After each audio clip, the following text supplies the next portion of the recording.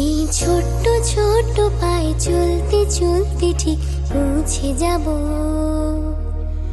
সেই চাঁদের পাহাড় দেখতে পাবো।